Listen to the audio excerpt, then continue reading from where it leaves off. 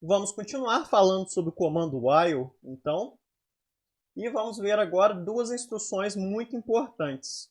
Vimos na aula anterior que usamos o iterador para a condição de alguma forma poder sair desse while, para isso aqui ser de alguma forma falso. Porém, veja, vamos ver esse código aqui. I igual a true, então estou falando que o I é true, então essa condição está sempre positiva. Em momento algum aqui eu estou mudando o I. Então isso aqui, com o que a gente tinha aprendido, seria um loop infinito. Porém agora a gente vai aprender a instrução break, que é basicamente quando ela aparece, quando ela é executada, a gente encerra o comando while e volta para o fluxo da mesma coluna do while. Então, quando ela aparece dentro do comando de repetição, muda o fluxo para o término imediato do comando. Vamos ver que não só no comando while, no outro comando que vamos aprender também. Então, por exemplo, esse código aqui, ó. Então, eu estou fazendo, enquanto o I for verdadeiro, que vai ser sempre, eu vou ler um número inteiro do usuário e vou imprimir. Você digitou e o número que o usuário digitou. Depois disso, se esse x for menor ou igual a zero, eu vou fazer um comando break, ou seja, eu vou sair do while e seguir o fluxo do programa. Então, vamos ver, se eu continuar digitando o número positivo, ele não vai entrar nesse if. Então, ó, você digitou 4, você digitou 5, tudo números positivos. Mas a partir do momento que eu digitar 0 ou um número menor que 0, ele vai fazer esse break e vai voltar para o fluxo natural do programa aqui. Vai sair desse while. Então, vou digitar 0 aqui. E imprimiu, você digitou 0. Agora, se x for menor ou igual a 0, vai dar break. Então, você digitou 0, fim do programa.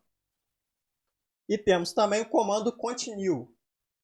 Quando ele aparece dentro da repetição, na verdade, a gente não vai sair do programa. A gente vai cancelar o que está embaixo dele aqui, ó, e voltar de novo para perguntar a condição.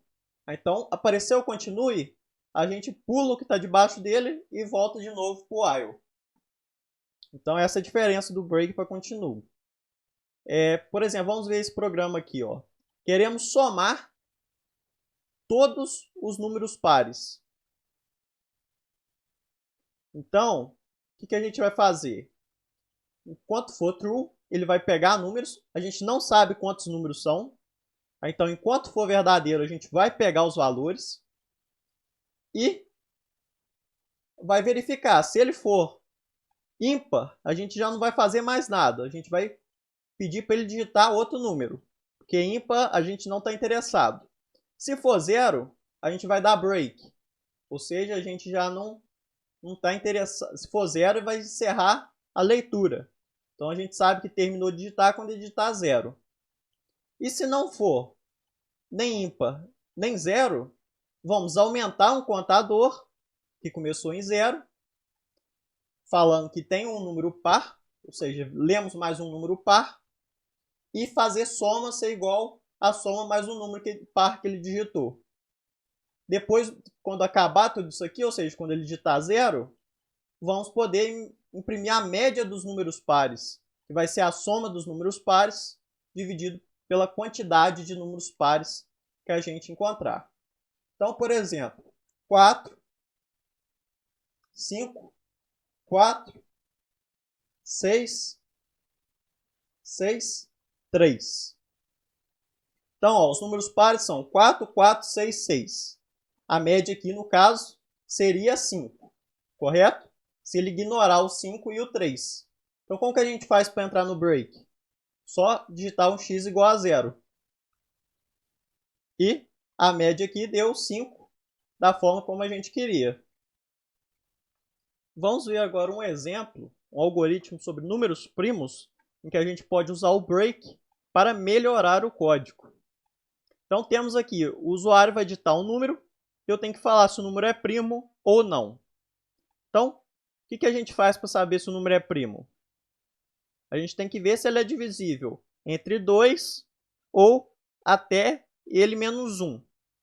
Porém, na matemática, a gente sabe que a gente, na verdade, só precisa testar se ele for divisível pela raiz quadrada dele. Se até a raiz quadrada dele ele não for divisível por nenhum número, então ele é primo.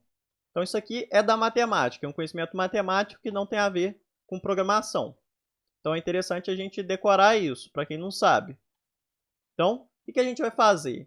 Vai começar um i, que vai ser um divisor, com 2, e começar uma variável que chama primo, sendo inicialmente verdade. Então, vamos começar aqui igual a 2, que se não for menor já não vai nem lançar o while. Então ele vai ser primo, né? Mas a partir do raiz de 4 já vai entrar aqui. Então o 4 aqui já vai entrar como falso. O que eu vou testar? Se o n divisível por esse número que estou iterando for igual a zero, se o resto de n divisível por i for igual a zero, significa que o i divide n. Então, se o i mais de 2 ou mais divide n, eu sei que ele não é primo, porque ele tem um divisor. Porém, se nenhum desses números entrar aqui, ele vai continuar com o primo sendo verdade. Ou seja, e aqui eu estou aumentando sempre o número. Então, o primeiro é 2, depois ele vai entrar aqui, ó. Importante não colocar isso aqui dentro do if. Isso aqui, independente do if ser verdade ou não, vai ter que rodar. Está dentro só do while. Então, eu vou testar aqui, ó. 2 é menor? Se esse número for divisível por 2, ele já não é primo. Se eu sei que ele não é primo, eu não preciso testar mais nenhum outro.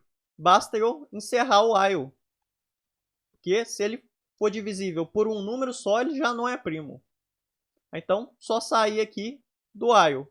Não preciso testar o resto tudo. Porém, se ele passar aqui e não for divisível por ninguém, ele nunca vai entrar no primo, na falsidade do primo. Então, quando ele sair daqui, vai ser porque o i foi menor, quer dizer que o i for maior do que a raiz quadrada desse número.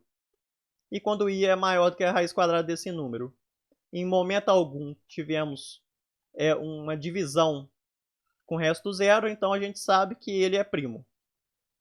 Vamos ver isso aqui na prática, para a gente entender melhor. Vamos testar o número 9. O número 9 não é primo. O que aconteceu com o número 9? Comecei com i igual a 2 e falei que primo é verdadeiro.